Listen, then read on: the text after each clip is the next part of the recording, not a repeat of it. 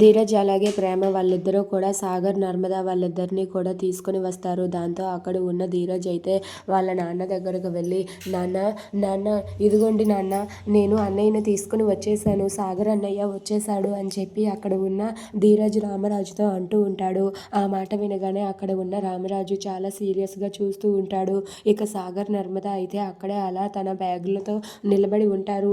ఇక వాళ్ళని అయితే అస్సలు చూడకుండా వాళ్ళ మాటలు కూడా పట్టించుకోకుండా రామరాజు అయితే అక్కడి నుండి కుర్చీలో నుండి లేచి వెళ్ళిపోతాడు. ఇక అది చూసి సాగర్, నర్మద ఒక్కసారిగా చాలా బాధపడుతూ ఉంటారు. ఇక రామరాజు అక్కడి నుండి వెళ్ళిపోవడం చూసి అరే నాన్న నాన్న అంటూ ధీరజ్ పిలుస్తాడు. అయినా సరే రామరాజు పట్టించుకోకుండా వెళ్ళిపోతాడు. ఇంతలో వేదవతి దగ్గరకు వెళ్ళి, అమ్మ అన్నయ్యని వదిన్ని తీసుకుని వచ్చేసానమ్మా అని చెప్పి ధీరజ్ అంటాడు.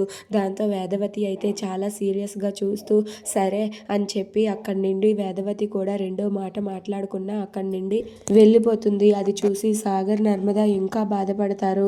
ఇక వేదవతి కూడా వెళ్ళిపోవటంతో అక్కడ ఉన్న ప్రేమ, ధీరజ్ అయితే అయ్యో అత్తయ్య అమ్మ అంటూ పిలుస్తూ ఉంటారు. అయినా సరే వేదవతి పట్టించుకోకుండా వెళ్ళిపోతుంది.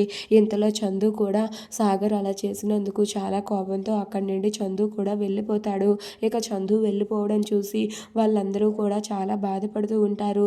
అలా అక్కడ ఉన్న సాగర్, నర్మద వాళ్ళిద్దరూ కూడా చాలా బాధపడుతూ ఏడుస్తూ నిలబడి ఉంటారు. దాంతో ప్రేమ, ధీరజ్ ముందుకు వచ్చి, రే ఇంకా ఇక్కడే నిలబడి చూస్తున్నారేంట్రా, వెళ్ళండి, వెళ్ళి మీ రూమ్లోనికి వెళ్ళి మీరు ఫ్రెష్ అవ్వండి అని చెప్పి ధీరజ్ అంటాడు. దాంతో అక్కడ ఉన్న సాగర్ అలా చూస్తూ ఉంటాడు.